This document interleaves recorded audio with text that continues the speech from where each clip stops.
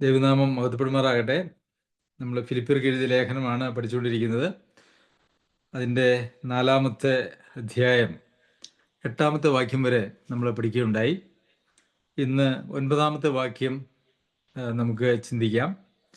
ഇവിടെ നമ്മൾ വായിക്കുന്നത്, എന്നോട് പഠിച്ചും ഗ്രഹിച്ചും കേട്ടും കണ്ടുമുള്ളത് പ്രവർത്തിപ്പിൻ, എന്നാൽ സമാധാനത്തിൻ്റെ ദൈവം നിങ്ങളോട് കൂടെയിരിക്കും. അപ്പോൾ ഇവിടെ പൗലോസ് അപ്പോസ്തലൻ ചില നിർദ്ദേശം, തൻ്റെ ലേഖനം അവസാനിപ്പിക്കാൻ പോകുമ്പോൾ ചില നിർദ്ദേശങ്ങളാണ് കൊടുക്കുന്നത്. എന്നോട് പഠിച്ചും ഗ്രഹിച്ചും കേട്ടും കണ്ടുമുള്ളത് പ്രവർത്തിപ്പിൻ.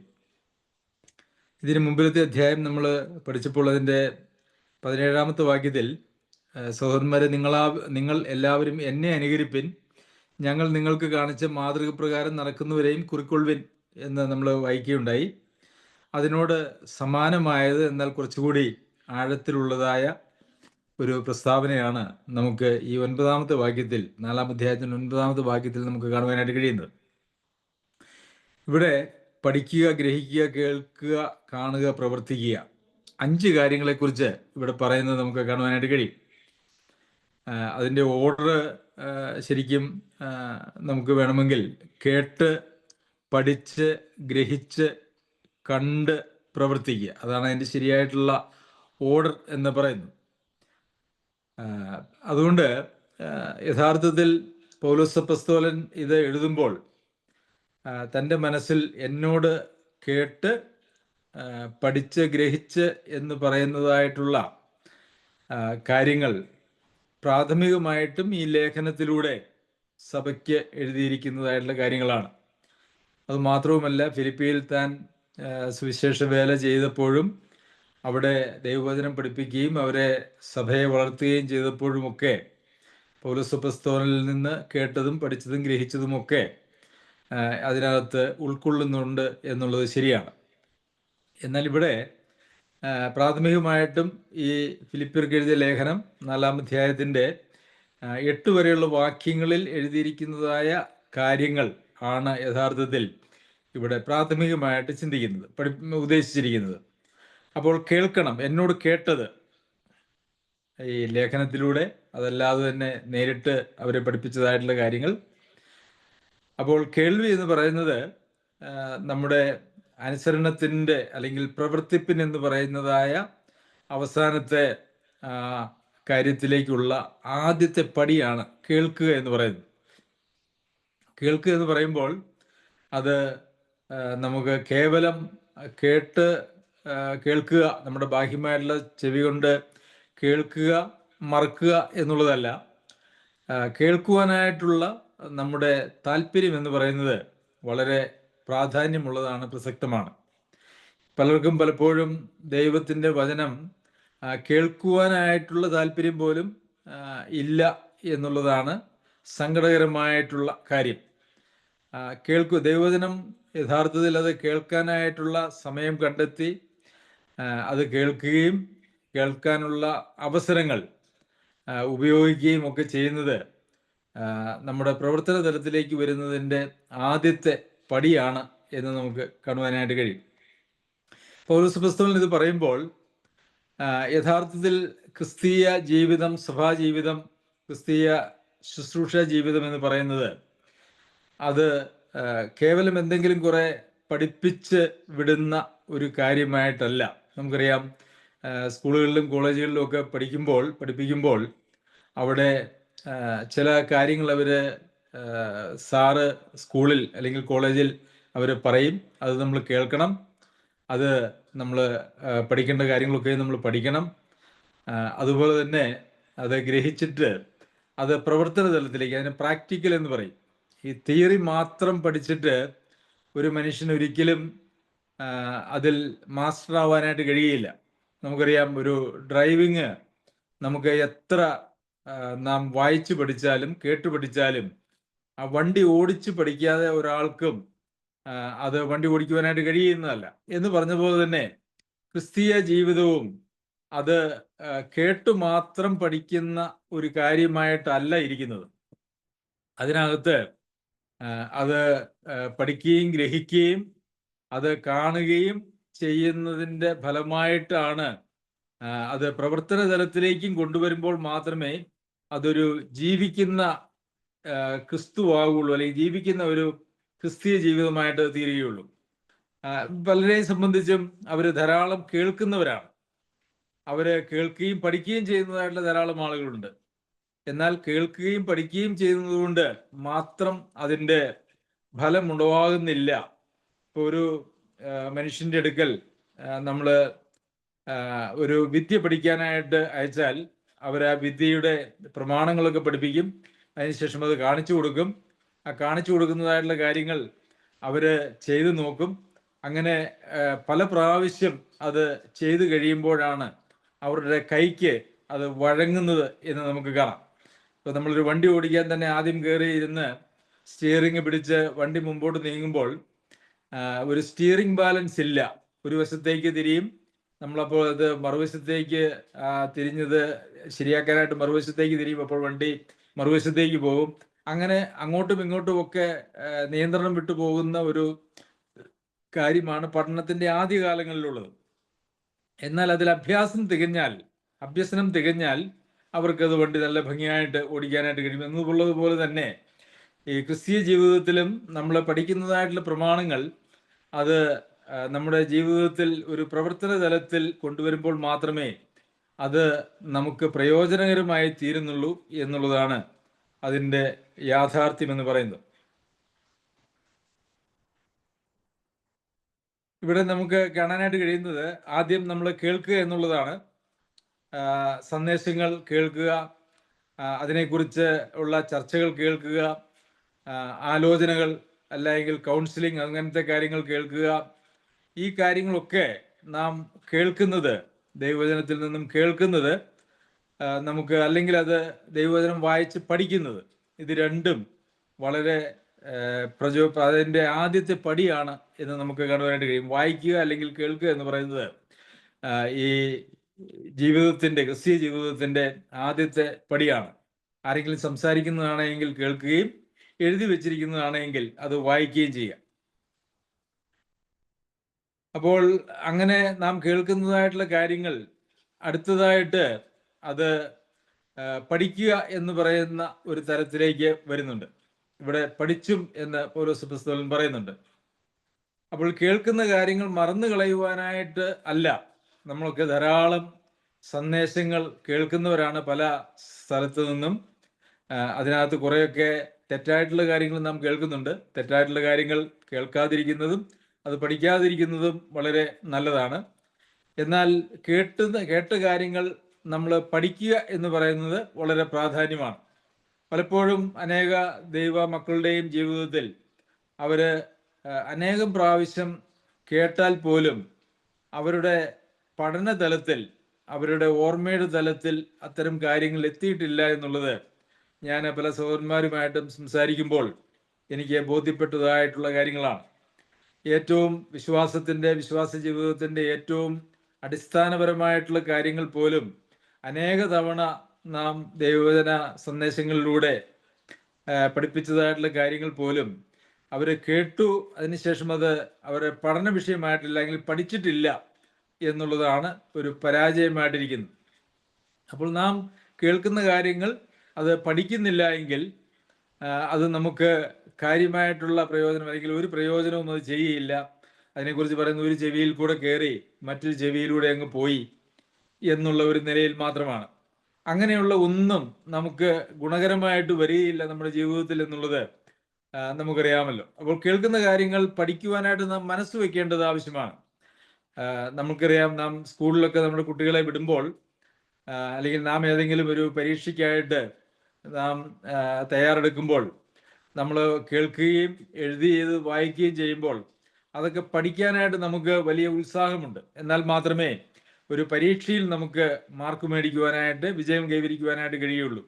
എന്ന് പറഞ്ഞതുപോലെ തന്നെ ദൈവവചനത്തിൻ്റെ കേൾവി അതിൻ്റെ പഠനത്തിലേക്ക് നമ്മെ നയിക്കേണ്ടത് ആവശ്യമാണ്. കേൾക്കുന്നത് കൊണ്ട് മാത്രം ഒരു പ്രയോജനവുമില്ല. അങ്ങനെ കേട്ട് മറക്കാനായിട്ടാണ് എങ്കിൽ നാം എത്ര കാലം കേട്ടാലും അതൊരു പ്രവർത്തന തലത്തിലേക്ക് വരികയില്ല എന്നുള്ളതാണ് അതിൻ്റെ യാഥാർത്ഥ്യം. അപ്പോൾ ദൈവവചനം പഠിക്കുന്നതിന് നമുക്ക് ഇന്ന് ധാരാളം അവസരങ്ങളുണ്ട്, സാധ്യതകളുണ്ട് എന്ന് മാത്രവുമല്ല, മറ്റ് കാര്യങ്ങൾ നമ്മുടെ ജീവിതത്തിൽ പഠിക്കുന്നതിന് നാം എടുക്കുന്നതായ ഒരു ഉത്സാഹം പലപ്പോഴും ദൈവവചനത്തിൻ്റെ പഠനത്തിൽ നാം എടുക്കുന്നില്ല എന്നുള്ളത് ഒരു യാഥാർത്ഥ്യമാണ്. പ്രിയമുള്ളവർ, അത് ദൈവവചനത്തെ നാം ഗൗരവമായിട്ട് എടുക്കാത്തതിൻ്റെ ഒരു ഫലമാണ് എന്ന് ഞാൻ വിചാരിക്കുന്നു. ദൈവവചനത്തെ ഏറ്റവും ഗൗരവമായിട്ട് നാം എടുക്കേണ്ടത് ആവശ്യമാണ്. മനുഷ്യൻ അപ്പം കൊണ്ട് മാത്രമല്ല, ദൈവത്തിൻ്റെ വായിൽ നിന്ന് വരുന്ന സകല വചനം കൊണ്ടും ജീവിക്കുന്നു. അപ്പോൾ ഒരു ആത്മീക ജീവിതം, ദൈവമുമ്പാകെയുള്ള ഒരു ജീവിതം നമുക്ക് സാധ്യമാകണമെങ്കിൽ ഈ ദൈവവചനം എന്ന് പറയുന്നത് അത് നമ്മളുടെ കേൾവിയുടെ തലത്തിൽ മാത്രം നിൽക്കേണ്ടതല്ല, മറിച്ച് അത് പഠനത്തിൻ്റെ ഒരു തലത്തിലേക്ക് അത് വരേണ്ടത് ആവശ്യമാണ്.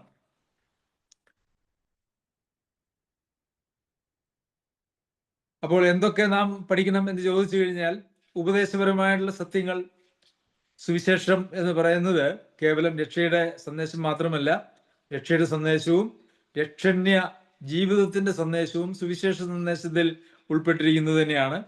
അപ്പോൾ ദൈവശാസ്ത്രപരമായ അല്ലെങ്കിൽ ഉപദേശപരമായിട്ടുള്ള കാര്യങ്ങൾ, സുവിശേഷത്തിൻ്റെ മുഴുവൻ സന്ദേശവും അത് നമ്മൾ പഠിക്കേണ്ടത് ആവശ്യമാണ്. നമ്മളുടെ മനസ്സിന് രൂപാന്തരം വരുത്തുന്നത് അങ്ങനെയുള്ള പഠനത്തിലൂടെയാണ് എന്ന് നമുക്ക് കാണുവാനായിട്ട് കഴിയും. പൗലോസ് അപ്പോസ്തലൻ എഫെസോസിലെ സഭയെക്കുറിച്ച് പറയുമ്പോൾ, ഞാൻ വീടുതോറും പരസ്യമായും വീടുതോറും 3 സംവത്സരം നിങ്ങളോട് പ്രസംഗിച്ചത് അല്ലെങ്കിൽ നിങ്ങളെ പഠിപ്പിച്ചത് നിങ്ങൾ ഓർത്തുകൊള്ളുവിൻ എന്ന് പറയുന്നുണ്ട്. അപ്പോൾ നമ്മൾ കേൾക്കുന്നതായ, നമ്മൾ വായിക്കുന്നതായ ദൈവത്തിൻ്റെ വചനം അത് ഒരു പഠനമായിട്ട് തീരേണ്ടത് ആവശ്യമാണ്. അല്ല എങ്കിൽ അത് നമുക്ക് ഗുണകരമായിട്ട് വരികയില്ല. മൂന്നാമത് നമുക്ക് കാണാനായിട്ട് കഴിയുന്നത്, അത് എന്നോട് ഗ്രഹിച്ചും ഇരിക്കുന്നത്, എന്നോട് പഠിച്ചും ഗ്രഹിച്ചും. നമ്മൾ വിധക്കാരൻ്റെ ഉപമ നമ്മൾ വായിക്കുമ്പോൾ അതിനകത്ത് പറഞ്ഞിരിക്കുന്നത് അവർ കേട്ടിട്ട് ഗ്രഹിക്കാഞ്ഞാൽ എന്നാണ്. കേട്ടിട്ട് അത് ഗ്രഹിക്കാതെ വിടുക എന്ന് പറയുന്നത്, കേൾക്കുകയും പഠിക്കുകയും ചെയ്തതിന് ശേഷവും അത് ഗ്രഹിക്കാതെ വരിക എന്ന് പറയുന്നത് യഥാർത്ഥത്തിൽ യാതൊരു പ്രയോജനം ചെയ്യുന്നതായിട്ടുള്ള കാര്യമല്ല. അപ്പോൾ ഗ്രഹിക്കാതെ തന്നെ നമുക്ക് പഠിക്കുവാനായിട്ട് കഴിയും. ഒരു ഉദാഹരണത്തിന്, കുട്ടികളൊക്കെ ഈ പരീക്ഷയ്ക്ക് പോകുമ്പോൾ പല കാര്യങ്ങളും ഗ്രഹിക്കുവാൻ പ്രയാസമുള്ളത് അവർ കാണാപ്പാഠം പഠിക്കും. അവർ പഠിക്കുന്നുണ്ടോ എന്ന് ചോദിച്ചാൽ അവർ പഠിക്കുന്നുണ്ട്. അപ്പോൾ അതേ ചോദ്യം വന്നാൽ അവർക്ക് ആ കാണാപ്പാഠം പഠിച്ചത് പോയി അവിടെ എഴുതാനായിട്ട് സാധിക്കും. ഈ കാണാപ്പാഠം പഠിക്കുന്ന പല പിള്ളേരും പരാതിപ്പെടാറുള്ളത് അതിന് തുടക്കം കിട്ടിയില്ലെങ്കിൽ പിന്നെ ഒന്നും കിട്ടുകയില്ല എന്നുള്ളതാണ്. അപ്പോൾ പഠിച്ചാൽ മാത്രം പോരാ, ഈ പഠിക്കുന്ന കാര്യങ്ങൾ ഗ്രഹിച്ചുകൊണ്ട് പഠിക്കേണ്ടത് ആവശ്യമാണ്. എന്നാൽ മാത്രമേ അതുകൊണ്ട് നമുക്ക് പ്രയോജനമുള്ളൂ. ഇത് മാത്രവുമല്ല, അവർ വചനം കേട്ടുവെങ്കിലും ഗ്രഹിച്ചില്ല എന്നുള്ളൊരു പരാതിയും വിധക്കാരൻ്റെ ഉപമയിൽ കർത്താവ് പറയുന്നതായിട്ട് നമുക്ക് കാണാം. എന്താണ് ഗ്രഹിക്കുക എന്ന് പറയുന്നത്? ഗ്രഹിക്കുക എന്ന് പറയുന്നത് അത് നമ്മുടെ ആത്മാവിൻ്റെ ഒരു ഭാഗമായി തീരുക എന്നുള്ളതാണ്. അല്ലെങ്കിൽ നാം അത് അംഗീകരിച്ച് നമ്മളുടെ ജീവിതത്തിൻ്റെ ഒരു ഭാഗമാക്കുക എന്നുള്ളതാണ് ഗ്രഹിക്കുക എന്ന് പറയുന്നതുകൊണ്ട് അർത്ഥമാക്കുന്നത്. അങ്ങനെ ഗ്രഹിക്കാതെ തന്നെ നമുക്ക് പലതും കേൾക്കാനും പഠിക്കാനും ഒക്കെ സാധിക്കും. എന്നാൽ അത് ക്രിസ്തീയ ജീവിതത്തിൽ നമുക്ക് യാതൊരു പ്രയോജനവും ചെയ്യുന്നില്ല എന്നുള്ളതാണ്. അപ്പോൾ അത് ഗ്രഹിച്ചു എന്ന് പറയുമ്പോൾ നാം അതിനെ അംഗീകരിച്ചു, അതിനെ നാം ഉൾക്കൊണ്ടു, വ്യക്തിപരമായിട്ട് അത് നമ്മുടെ ജീവിതത്തിൻ്റെ ഒരു ഭാഗമായി തീർന്നു. നാം അതിനെ സ്വാഗതം ചെയ്ത് നമ്മുടെ ഒരു ഭാഗമാക്കി തീർത്തു എന്നുള്ള നിലയിലാണ്. ആരെങ്കിലും ഒരു ഗിഫ്റ്റ്, ഒരു സമ്മാനം നമുക്ക് തന്നാൽ ആ സമ്മാനം നാം സ്വീകരിച്ച് നമ്മുടെ ഒരു കൈവശമാക്കുന്ന, നമ്മുടെ സ്വന്തമാക്കുന്നത് പോലെയാണ് ദൈവവചനം കേൾക്കുകയും പഠിക്കുകയും ചെയ്യുന്നത്, നാം അത് സ്വീകരിക്കുന്നതിലൂടെ ചെയ്യുന്നത് എന്ന് നമുക്ക് കാണാം. പിന്നെ നമ്മൾ കാണുന്നത്, എന്നോട് കണ്ടും കേട്ടും പഠിച്ചും എന്നോട് കണ്ടും എന്നുള്ളതായിട്ടുള്ള ഒരു പ്രയോഗമാണ്. നിങ്ങൾ എന്നിൽ കണ്ടത്, ഇത് വളരെ പ്രാധാന്യമുള്ള ഒരു കാര്യമാണ്. കാരണം പൗലോസപ്പസ്തോലനെ പോലെയുള്ള ചുരുക്കം ആളുകൾ മാത്രമേ അങ്ങനെ ഞാൻ ക്രിസ്തുവിന്റെ അനുകാരിയായിരിക്കുന്നത് പോലെ നിങ്ങളും എൻ്റെ അനുകാരികളാകുവിൻ എന്ന് പറയുന്നതായിട്ട് നമുക്ക് കാണുവാനായിട്ട് കഴിയുള്ളൂ. എന്നാൽ ദൈവവചനത്തിൻ്റെ ഒരു പൊതു പ്രമാണം എന്ന് പറയുന്നത് ഓരോ ദൈവ പൈതലും അവരെ പരിജ്ഞാന പൂർത്തി പ്രാപിക്കുക എന്ന് പറയുമ്പോൾ അവരുടെ ജീവിതത്തിൽ അവരനുസരണത്തിലൂടെ വളർന്ന് മറ്റുള്ളവർക്ക് അനുകരിക്കാവുന്ന മാതൃകകളായിട്ട് തീരണമെന്നുള്ളതാണ്. പ്രത്യേകിച്ച് ഒരു സഭയിൽ മുതിർന്ന ആളുകൾ, മുതിർന്ന എന്ന് പറഞ്ഞാൽ പ്രായം കൊണ്ട് മാത്രമല്ല, ആത്മീയമായിട്ടുള്ള വളർച്ചയിൽ മുതിർന്നതായിട്ടുള്ള ആളുകൾക്ക് അവരെ മറ്റുള്ളവർക്ക് മാതൃകകളായി തീരേണ്ടത് ആവശ്യമാണ്. ഇന്ന് നല്ല മാതൃകകൾ സഭകളിലില്ല എന്നുള്ളത് വളരെ പരിതാപകരമായ ഒരവസ്ഥയാണ്. മറ്റുള്ളവർക്ക് അനുകരിക്കുവാൻ കഴിയുന്നതായിട്ടുള്ള മാതൃകയുള്ള ജീവിതം അത് ഈ പ്രവർത്തന അല്ലെങ്കിൽ സുവിശേഷ പ്രവർത്തനത്തിൽ നമുക്ക് ആവശ്യമാണ്. എന്ന് മാത്രവുമല്ല, ഈ മാതൃക എന്ന് പറയുന്നത് അത് സഭാ ശുശ്രൂഷകന്മാരുടെ മാത്രം ഉത്തരവാദിത്വമല്ല എന്നുള്ളത് നാം ഓർക്കേണ്ടതുണ്ട്. പുതുതായി സഭയിലേക്ക് കടന്നു വരുന്ന ആളുകളെ സംബന്ധിച്ചിടത്തോളം അവിടെയുള്ള പഴയ ആളുകളെ അവർ പലപ്പോഴും അനുകരിക്കുവാനായിട്ട് ശ്രമിക്കും. പ്രത്യേകിച്ച് ആളുകൾ താല്പര്യപ്പെടുന്ന, അവർ കൂടുതൽ ഇടപെടുന്ന ആളുകളെ അനുകരിക്കുന്നതായിട്ടുള്ള ഒരു സ്വാഭാവിക പ്രവണത ഉണ്ട് എന്നുള്ളത് നമുക്കറിയാമല്ലോ. അപ്പോൾ അവർ നമ്മളുടെ നല്ല മാതൃകകളെ അനുകരിക്കുവാൻ നല്ല മാതൃകകളായി തീരേണ്ടത് ആവശ്യമാണ്. അങ്ങനെ മാതൃകകളായി തീരുന്നവർക്ക് മാത്രമേ യഥാർത്ഥത്തിൽ നല്ല ഒരു സാക്ഷ്യമുണ്ട് എന്നോ അതല്ല എങ്കിൽ അവർക്ക് മാത്രമേ സഭയെ പ്രബോധിപ്പിക്കുവാനും സഭയിൽ വചന ശുശ്രൂഷകൾ നടത്തുവാനും അല്ലെങ്കിൽ ഒരു ഇടയ ശുശ്രൂഷ എന്ന് പറയുന്നത് അങ്ങനെ മാതൃകയുള്ള ജീവിതമുള്ള ആളുകൾക്ക് മാത്രമേ ദൈവം അനുവദിക്കുന്നുള്ളൂ. നമുക്കറിയാമല്ലോ. അതുകൊണ്ടാണ് ആത്മീയ ശുശ്രൂഷ രംഗത്തുള്ളവർക്ക് വളരെ വ്യക്തമായ യോഗ്യതകൾ ബൈബിളിൽ പറഞ്ഞിരിക്കുന്നത് എന്ന് നമുക്ക് കാണാം. എന്നാൽ പലപ്പോഴും ചില ആളുകളൊക്കെ പറഞ്ഞു കേട്ടിട്ടുണ്ട്, ഞാൻ എൻ്റെ ജീവിതത്തെ നിങ്ങൾ നോക്കണ്ട, എൻ്റെ ഉപദേശത്തെ നിങ്ങൾ നോക്കിയാൽ മതി. അത് നമുക്ക് കർത്താവിൻ്റെ വാക്കിൽ നിന്ന് തന്നെയാണ് അവരത് കടമെടുക്കുന്നത്. പരീശന്മാരെ കുറിച്ചും ശാസ്ത്രിമാരെ കുറിച്ചും പറയുമ്പോൾ അന്നത്തെ സാധാരണക്കാരായ യഹൂദന്മാരോട് കർത്താവ് പറഞ്ഞതായിട്ടുള്ള വാക്കാണ്, അവര് പറയുന്നത് നിങ്ങൾ ചെയ്യുക, അവർ ചെയ്യുന്നത് പോലെ നിങ്ങൾ ചെയ്യരുത്. എന്നാൽ അത് പുതിയ നിയമസഭയുടെ ഒരു പ്രമാണമല്ല കേട്ടോ. പലപ്പോഴും അത് അസ്ഥാനത്തെടുത്ത് ആളുകൾ ഉപയോഗിക്കുന്നത് ഞാൻ ശ്രദ്ധിച്ചിട്ടുണ്ട്. പുതിയ നിയമസഭയിലെ ഒരംഗത്തിനും ഒരു ഉപദേഷ്ടാവിനും ഞാൻ പഠിപ്പിക്കുന്നത് നിങ്ങൾ നോക്കിയാൽ മതി, എൻ്റെ ജീവിതത്തെ, എൻ്റെ മാതൃകയൊന്നും നിങ്ങൾ നോക്കേണ്ടതായിട്ടുള്ള ആവശ്യമില്ല എന്നൊരു പുതിയ നിയമ സഭാ ശുശ്രൂഷകന് അല്ലെങ്കിൽ ഒരു പുതിയ നിയമ വിശ്വാസിക്ക് പറയുവാനായിട്ട് ഒരിക്കലും അനുവാദമില്ല. കാരണം ഒരു പുതിയ സൃഷ്ടിയായി തീർന്നിരിക്കുന്ന കർത്താവിൽ വസിക്കുന്ന കർത്താവ് വസിക്കുന്ന രൂപാന്തരപ്പെടുന്ന ഒരു വിശ്വാസിയെ സംബന്ധിച്ചിടത്തോളം, രൂപാന്തരപ്പെടേണ്ട ഒരു വിശ്വാസിയെ സംബന്ധിച്ചിടത്തോളം എൻ്റെ രൂപാന്തരമൊന്നും നിങ്ങൾ നോക്കണ്ട, ഞാൻ കർത്താവിൽ വസിക്കുന്നുണ്ടോ എന്നുള്ളത് നിങ്ങൾ നോക്കണ്ട, ഞാൻ ഫലം കായ്ക്കുന്നുണ്ടോ എന്നുള്ളത് നിങ്ങൾ നോക്കണ്ട, ഞാൻ നിങ്ങളെ പഠിപ്പിക്കാം, നിങ്ങളത് പഠിച്ച് മാർക്ക് മേടിച്ചാൽ മതി എന്ന് പറയുന്നതിലൊരു പരിപാടി പുതിയ നിയമസഭയിലില്ല. കർത്താവ് അത് പറഞ്ഞത് യഹൂദന്മാരെ കുറിച്ചും ശാസ്ത്രിമാരെ കുറിച്ചും ആണ്. അത് അന്നത്തെ യഹൂദ മത അനുസാരികളോട് പറഞ്ഞതായിട്ടുള്ള കാര്യമാണ്. അത് പുതിയ നിയമസഭയിൽ അത് അശേഷം ബാധകമല്ലാത്ത കാര്യങ്ങളാണ്. അപ്പോൾ നമുക്ക് ഇവിടെ നിന്നും മനസ്സിലാക്കേണ്ടതായിട്ടുള്ള മറ്റൊരു കാര്യം, നമുക്ക് മാതൃകകളായി തീരുവാനായിട്ട് കഴിയുന്നില്ലെങ്കിൽ പഠിപ്പിക്കാതിരിക്കുന്നതാണ് യുക്തം എന്ന് ഞാൻ വിചാരിക്കുന്നു. മറ്റുള്ളവർക്ക് അനുകരിക്കത്തക്ക മാതൃകകളായി നാം തീരുന്നില്ലെങ്കിൽ അത് പഠിപ്പിക്കാതിരിക്കുന്നതാണ് അതിൻ്റെ ഏറ്റവും യുക്തമായിട്ടുള്ളൊരു കാര്യം. കാരണം ഉപദേശിപ്പാൻ സമർത്ഥരായിട്ടുള്ള ആളുകളെ കുറിച്ച് കർത്താവ് പറയുമ്പോൾ അവരുടെ ജീവിതത്തിലെ മാതൃകകൾ പറയുന്നുണ്ട്. ഇടയന്മാരെ കുറിച്ച് പറയുമ്പോഴൊക്കെ അവരുടെ ജീവിതത്തിലെ മാതൃകകളെയാണ് ഏറ്റവും പ്രാധാന്യം കൊടുത്ത് പറഞ്ഞിരിക്കുന്നത്.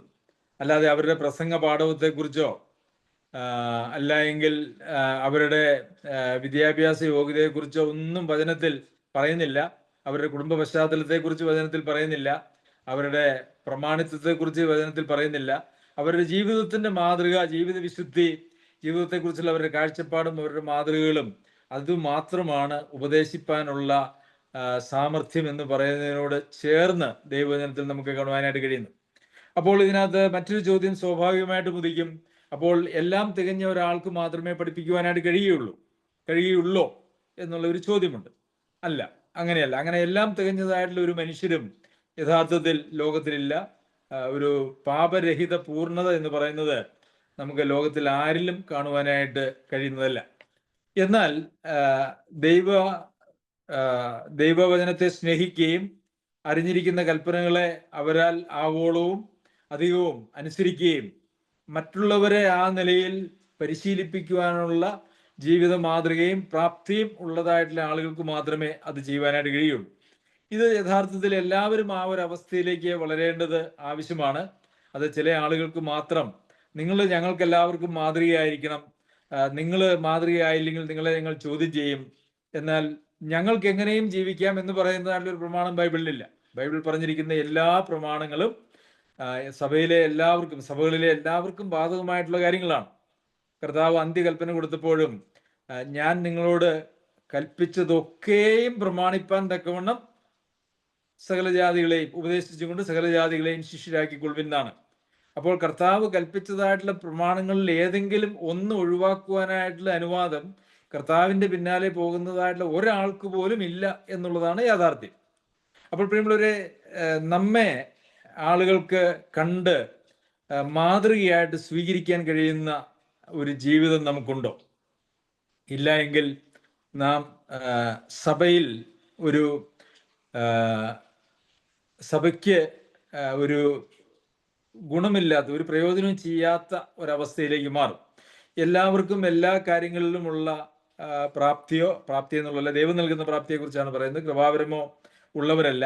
എന്നാൽ ഓരോരുത്തർക്കും ദൈവം കൊടുത്തിരിക്കുന്നതായുള്ള കൃപാവരത്തിനനുസരിച്ചുള്ള ശുശ്രൂഷയും അതിനോട് ചേർന്നുള്ള ഒരു ജീവിത മാതൃകയും അവർക്ക് ഇല്ല എങ്കിൽ അവര് യഥാർത്ഥത്തിൽ സഭയിൽ തെറ്റായിട്ടുള്ള മാതൃകകൾ കാണിച്ചു കൊടുക്കുന്നു എന്നുള്ളതിന് പേരിൽ വളരെ മോശമായിട്ടുള്ള ഒരു അവസ്ഥ സഭകളിൽ ഉണ്ടാകുന്നു. ഒരിക്കലും ഒരു സഹോദരൻ എൻ്റെ അടുത്ത് പറഞ്ഞപ്പോൾ എൻ്റെ അടുത്ത് ഇങ്ങനെ ഒരു സങ്കടത്തോടെ പറയുകയുണ്ടായി. അദ്ദേഹം സഭയിൽ വന്നിട്ട് അധികം കാലമൊന്നും ആയില്ല. അദ്ദേഹം എന്നോട് പറഞ്ഞത്, സഭയിലെ വളരെ സീനിയർ ആയിട്ടുള്ള ആളുകളെ ഒക്കെ ചൂണ്ടിക്കാണിച്ചിട്ട് അവരെയൊക്കെ കാണുമ്പോൾ വളരെ സങ്കടമുണ്ട്. ഇത്രയും കാലമായിട്ടും ഇവരുടെയൊക്കെ സംസാരവും പെരുമാറ്റവും കാഴ്ചപ്പാടുമൊക്കെ എത്രയോ ഒരു ആവറേജ് മനുഷ്യന്റെ നിലവാരം പോലും ഇല്ലല്ലോ എന്നുള്ള നിലയിൽ എൻ്റെ അടുത്ത് അനേകർ പറഞ്ഞിട്ടുണ്ട് എന്നുള്ളത് ഞാൻ വിചാരിക്കുന്നു. പ്രിയമുള്ളവരെ, പുതുതായി വരുന്ന ആളുകൾ അവര് ഒരുപക്ഷെ ശുശ്രൂഷകന്മാരെ മാത്രമല്ല, സഭയിലെ വളരെ സീനിയർ ആയിട്ടുള്ള ആളുകളെയും അവര് ശ്രദ്ധിക്കും. അപ്പോൾ ദൈവവചനത്തെ അല്ലെങ്കിൽ സഭയെ അല്ലെങ്കിൽ ദൈവം ഒരു മനുഷ്യനിൽ ചെയ്യുന്ന പ്രവൃത്തിയെ അങ്ങനെ സീനിയർ ആയിട്ടുള്ള സഹോദരന്മാരിൽ നിന്നും അവർക്ക് മനസ്സിലാക്കാൻ കഴിയാതെ വന്നാൽ അവര് അതിൽ നിന്നും എന്താണ് ഗ്രഹിക്കേണ്ടത്? ഇവര് പ്രസംഗിക്കുന്ന വചനം ഇത്രയും കാലവും 10, 30, 40, 50, 60, 70 വർഷം കേട്ടിട്ടും ഇവരുടെ ജീവിതത്തിൽ ഒരു വ്യത്യാസവും വരുത്താത്തതാണ് ഈ വചനമെങ്കിൽ, ഈ സഭയെങ്കിൽ, ഇതൊക്കെ കേവലം മറ്റ് ജാതികളായിട്ടുള്ള ആളുകളുടെ ജീവിത നിലവാരം പോലും ഇവർക്കില്ലെങ്കിൽ പിന്നെ ഈ ദൈവം ഏതാണ്? ഈ ദൈവം എന്താണ് ഇവരിൽ ചെയ്തിരിക്കുന്നത് എന്നുള്ളതായിട്ടുള്ള വലിയ ചോദ്യമാണ് ഉണ്ടാവുക. എന്നാൽ നമ്മുടെ സഭയിലേക്ക് കടന്നു വരുന്നതായിട്ടുള്ള പുതിയതായിട്ടുള്ള ആളുകൾക്ക് വളരെ വ്യത്യാസപ്പെട്ട ജീവിതവും കാഴ്ചപ്പാടും ലക്ഷ്യങ്ങളും ബോധങ്ങളും ഉള്ളതായിട്ടുള്ള വിശ്വാസികളെ കാണാൻ കഴിഞ്ഞാൽ അവർക്കതൊരു വലിയ വെല്ലുവിളിയാണ്, അവർക്കത് വലിയ ഉത്സാഹമാണ്. അങ്ങനെ ആയിത്തീരുവാനായിട്ട് അവരും ആഗ്രഹിക്കും. എന്നാൽ തിരിച്ചൊന്ന് ചിന്തിച്ചു നോക്കൂ, ഇവരെ പോലെയൊക്കെ ആകാതിരിക്കുന്നതാണ് നല്ലത്, ഇവരുടെ സഭയിൽ പോയാൽ ഇവരെ പോലെ ഒരാളായിട്ടാണ് തീരുന്നതെങ്കിൽ ആ സഭയിൽ പോകാതിരിക്കുന്നതാണ് നല്ലത് എന്ന് വരെ ചിന്തിച്ചിട്ടുള്ളതായിട്ടുള്ള ആളുകളും അനേകം ആളുകളും സഭയിൽ നിന്ന് വളരെ മാന്യന്മാർ അല്ലെങ്കിൽ ദൈവത്തെ ഭയപ്പെടുന്നതായിട്ടുള്ള ആളുകളൊക്കെ അനേകരും സഭകളിൽ നിന്ന് വിട്ടുപോയിട്ടുള്ളതിൻ്റെതായിട്ടുള്ള കാരണം എന്ന് പറയുന്നത് സഭകളിലെ വളരെ സീനിയർ ആയിട്ടുള്ള ആളുകളുടെ ഉത്തരവാദിത്വമില്ലാത്ത പെരുമാറ്റം ആണ്. അങ്ങനെയുള്ള പെരുമാറ്റത്തിന്റെ ഫലമായിട്ടാണ് അനേകരും അങ്ങനെ ഇട്ടിട്ട് പോയിട്ടുള്ളത് എന്നുള്ളത് ഞാൻ എൻ്റെ അനുഭവത്തിൽ കണ്ടിട്ടുണ്ട്. ഒരിക്കല് ഒരു സഹോദരനോട് പറഞ്ഞു, ആ സഭയിലെ ചില ഒരു വിശ്വാസികളെ അദ്ദേഹത്തിന്റെ സഭയിലേക്ക് സ്വീകരിക്കാൻ പോലും അദ്ദേഹത്തിന് പറ്റിയില്ല. കാരണം സഭയിലുള്ളതായിട്ടുള്ള താപ്പാനകൾ അങ്ങനെ പുതുതായിട്ട് വരുന്ന ആളുകളെ അംഗീകരിക്കുകയില്ല. അതായത് പുതുതായിട്ടുള്ള ആളുകൾ സഭയിലേക്ക് വന്നാൽ അവരെ ഉൾക്കൊള്ളുവാനോ അംഗീകരിക്കുവാനോ സ്നേഹിക്കുവാനോ അവരെ കൂട്ടത്തിൽ കൂട്ടുവാനോ തയ്യാറില്ലാത്ത ആളുകളാണ് പലപ്പോഴും പല സഭകളിലും ഉള്ളത് എന്നുള്ളത് എത്രയോ സങ്കടകരമായിട്ടുള്ള കാര്യമാണ്. പ്രിയമുള്ളവരെ, മറ്റുള്ളവർക്ക് നമുക്കൊരു മാതൃകയായിട്ട് തീരാൻ കഴിയുന്നില്ലെങ്കിൽ ഞാൻ ഒന്നുകൂടി ഓർമ്മിപ്പിക്കുന്നു, അത് സഭാ ശുശ്രൂഷകന്മാർക്ക് പ്രത്യേകാൽ അത് ആവശ്യമാണ്. ഇനി അല്ല ശുശ്രൂഷകന്മാരല്ലെങ്കിലും സീനിയേഴ്സ് ആയിട്ടുള്ള എല്ലാ ആളുകളും ഈ ഒരു ഉത്തരവാദിത്വത്തിൽ നിന്ന് ആർക്കും ഒരു ഒഴിവും ഇല്ല എന്നുള്ളതാണ് യാഥാർത്ഥ്യം. അപ്പോൾ ഇതിനകത്ത് എന്നിൽ കണ്ടത് എന്ന് പൗലോസ് അപ്പോസ്തലൻ പറയുന്നുണ്ട്.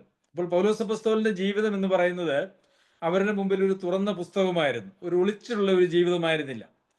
ഒരുപക്ഷെ തൻ്റെ ജോലി, താൻ സംസാരിക്കുന്നതായിട്ടുള്ള കാര്യങ്ങൾ, തൻ്റെ സാമ്പത്തികമായിട്ടുള്ള ക്രയവിക്രയങ്ങൾ, അതുപോലെ തന്നെ അങ്ങനെയുള്ള എല്ലാ കാര്യങ്ങളും ആളുകൾക്ക്, മറ്റുള്ളവർക്ക് കാണുവാൻ കഴിയുന്നതും അതിൽ നിന്ന് പാഠങ്ങൾ ഉൾക്കൊള്ളുവാൻ കഴിയുന്നതുമായിട്ടുള്ള ഒരു തുറന്ന പുസ്തകം പോലെയായിരുന്നു പൗലോസ് അപ്പോസ്തലൻ.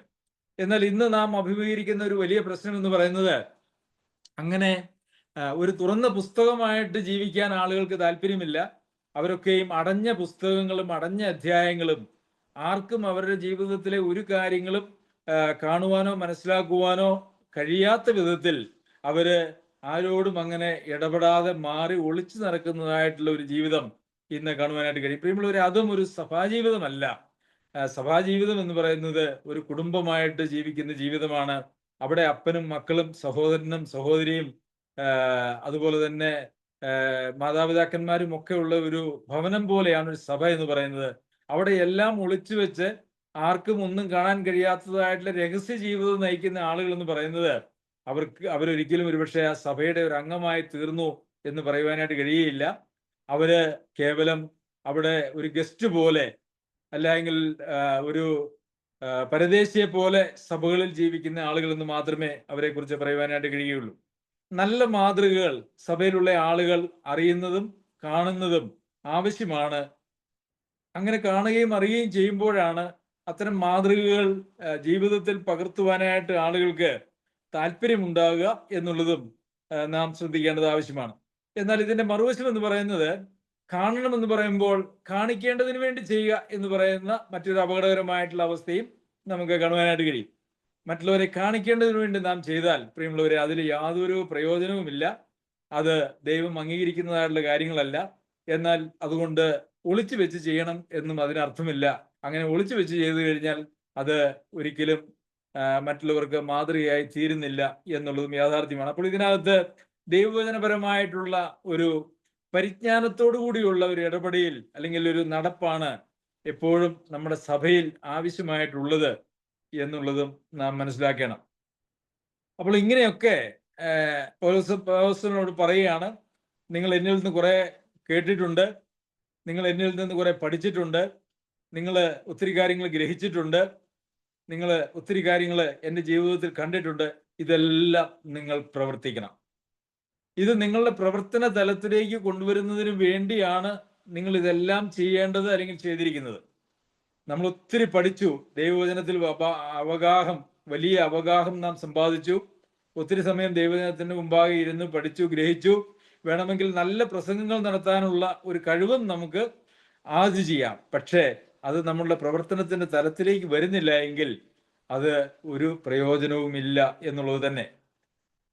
അപ്പോൾ ഇങ്ങനെ ഇതൊക്കെ പ്രവർത്തിച്ചാൽ അതിൻ്റെ ഫലം എന്താണ് എന്നാണ് ഈ വാക്യത്തിന്റെ 2-ാം ഭാഗത്ത് നാം കാണുന്നത്. എന്നാൽ സമാധാനത്തിന്റെ ദൈവം നിങ്ങളോട് കൂടി ഇരിക്കും. പ്രവർത്തിപ്പിൻ എന്ന് പറഞ്ഞിട്ട് ഒരു കുത്തും അതിൻ്റെ താഴെ ഒരു കോമയുമാണ് ഇട്ടിരിക്കുന്നത് എന്ന് വെച്ചാൽ ആ സെന്റൻസ് അവിടെ അപൂർണമാണ്. അതിന് മുമ്പ് പറഞ്ഞിരിക്കുന്ന കാര്യത്തിന്റെ ഭാഗം അല്ലെങ്കിൽ അതിൻ്റെ ഒരു വിശദീകരണം പോലെയാണ് അതിൻ്റെ അപ്പുറത്തേക്ക് എഴുതിയിരിക്കുന്നത്. എന്നാൽ സമാധാനത്തിന്റെ ദൈവം നിങ്ങളോട് കൂടി ഇരിക്കും. എന്നാൽ ദൈവം നിങ്ങൾക്ക് സമാധാനം നൽകുമെന്നല്ല. ഇങ്ങനെയൊക്കെ നിങ്ങൾ ചെയ്താൽ ദൈവം നിങ്ങൾക്ക് സമാധാനം നൽകുമെന്നല്ല, നിങ്ങളെ അനുഗ്രഹിക്കുമെന്നുള്ളതല്ല, നിങ്ങളെ വലിയവരാക്കും ഉന്നതരാക്കുമെന്നൊന്നുമല്ല. എന്നാൽ സമാധാനത്തിന്റെ ദൈവം നിങ്ങളോട് കൂടെ ഇരിക്കും. അപ്പോൾ കർത്താവും നാമുമായിട്ടുള്ള ദൈവവുമായിട്ടുള്ള കൂട്ടായ്മയാണ് യഥാർത്ഥത്തിൽ ഈ സുവിശേഷം നമുക്ക് നൽകുന്നതായിട്ടുള്ള വലിയ സാധ്യത എന്ന് പറയുന്നത്. ഏദനിൽ ദൈവവുമായിട്ടുള്ള കൂട്ടായ്മയിൽ നിന്നും പാപം മുഖാന്തരം അകന്നുപോയതായിട്ടുള്ള ആദം ഹൗവ അവരുടെ സന്തതി പരമ്പരകളായിരിക്കുന്ന ലോകത്തിലുള്ള എല്ലാവർക്കും കർത്താവായ യേശു ക്രിസ്തുവിലുള്ള വിശ്വാസത്തിലൂടെ തൻ്റെ യാഗമരണത്തിലൂടെ നമ്മെ വീണ്ടും പിതാവുമായിട്ട് നിരപ്പിച്ച് പിതാവുമായിട്ടുള്ള ഒരു കൂട്ടായ്മയിൽ ജീവിക്കുവാനായിട്ടുള്ള സാധ്യതയാണ് ഒരുക്കിയിരിക്കുന്നത്. പക്ഷേ ആ കൂട്ടായ്മ നമുക്ക് സാധ്യമാകണമെങ്കിൽ, ആ സമാധാനത്തിന്റെ ദൈവം നമ്മളോട് കൂടെ ഇരിക്കണമെങ്കിൽ പഠിച്ചാൽ പോരാ, ഗ്രഹിച്ചാൽ പോരാ, കേട്ടാൽ പോരാ, കണ്ടാൽ പോരാ, ഇതെല്ലാം നമ്മുടെ പ്രവർത്തന തലത്തിലേക്ക് കൊണ്ടുവരേണ്ടത് ആവശ്യമാണ്. അപ്പോൾ എന്നാൽ സമാധാനത്തിന്റെ ദൈവം നിങ്ങളോട് കൂടി ഇരിക്കും എന്നാണല്ലോ ഇവിടെ ഈ വാക്യത്തിലുള്ളതായിട്ടുള്ള വാക്തത്വം. അപ്പോൾ അതിന്റെ മറുവശം എന്ന് പറയുന്നത്, നിങ്ങൾ പഠിക്കാതെയും കേൾക്കാതെയും പഠിക്കാതെയും ഗ്രഹിക്കാതെയും നിങ്ങൾ കാണാതെയും നിങ്ങൾ ഇതൊക്കെ ചെയ്തെങ്കിലും നിങ്ങൾ പ്രവർത്തിക്കാതെയും ഇരുന്നാൽ സമാധാനത്തിന്റെ ദൈവം നിങ്ങളോടുകൂടെ ഇരിക്കുകയില്ല. പ്രിയമുള്ളവരെ, പലപ്പോഴും നമ്മുടെ കാഴ്ചപ്പാട് എന്ന് പറയുന്നത് എങ്ങനെയെങ്കിലും ഈ ലോകത്തിലെ ജീവിതത്തിന് അത്യാവശ്യം സൗകര്യങ്ങളൊക്കെ ദൈവത്തിൽ നിന്നും പ്രാപിക്കണം, അതിനു വേണ്ടിയിട്ടുള്ള ഒരു തത്രപ്പാട്, ദൈവത്തെ ഉപയോഗിക്കുക എന്ന് പറയുന്നതായിട്ടുള്ള ഒരു ജീവിതമാണ് അല്ലെങ്കിൽ ലക്ഷ്യമാണ് പലപ്പോഴും ഇന്ന് മനുഷ്യരുടെ സഭാജീവിതം അല്ലെങ്കിൽ ലക്ഷ്യന്റെ ജീവിതത്തിൽ നിന്നും നമുക്ക് കാണുവാനായിട്ട് കഴിയുന്നത്. എങ്ങനെയെങ്കിലും നരകത്തിൽ നിന്ന് രക്ഷപ്പെടണം, ഇനി ഈ ലോകത്തിലെ ജീവിതം ഒരുവിധം നല്ലതുപോലെ പോകണം, അതിന് ദൈവത്തെ ഉപയോഗിക്കണം. പ്രിയമുള്ളവർ, അതല്ല. ദൈവവുമായിട്ടുള്ള കൂട്ടായ്മയിലേക്ക് നമ്മെ ക്ഷണിക്കുകയാണ് യഥാർത്ഥത്തിൽ സുവിശേഷം നമ്മളിൽ ചെയ്യുന്നതായിട്ടുള്ളൊരു കാര്യം. ആ കൂട്ടായ്മ നമുക്ക് ആസ്വദിക്കുവാനും അങ്ങനെ ദൈവത്തോടു കൂടെ നമുക്ക് ഇരിക്കാൻ, അല്ലെങ്കിൽ ദൈവത്തിന് നമ്മോട് കൂടെ ഇരിക്കാൻ കഴിയണമെങ്കിൽ ദൈവം പറഞ്ഞിരിക്കുന്നതായിട്ടുള്ള കാര്യങ്ങൾ കേൾക്കുകയും അത് പഠിക്കുകയും ഗ്രഹിക്കുകയും അത് കാണുകയും ദൈവം മറ്റുള്ള മനുഷ്യരിൽ പ്രവർത്തിക്കുന്നത് കാണുകയും ചെയ്ത് അത് നമ്മുടെ പ്രവർത്തന തലത്തിലേക്ക് കൊണ്ടുവരേണ്ടത് ആവശ്യമാണ്. അപ്പോൾ ദൈവം നമ്മളോട് കൂടി ഇരിക്കുമോ? നമ്മളോട് കൂടി ദൈവം ഇരിക്കുന്നുണ്ടോ? അല്ലെങ്കിൽ ദൈവത്തിന് നമ്മളോട് കൂടി ഇരിക്കാൻ കഴിയുന്ന ഒരു ജീവിതമാണോ നമ്മളിൽ ഉള്ളത് എന്നുള്ളത് നമുക്കൊന്ന് പരിശോധിക്കാം.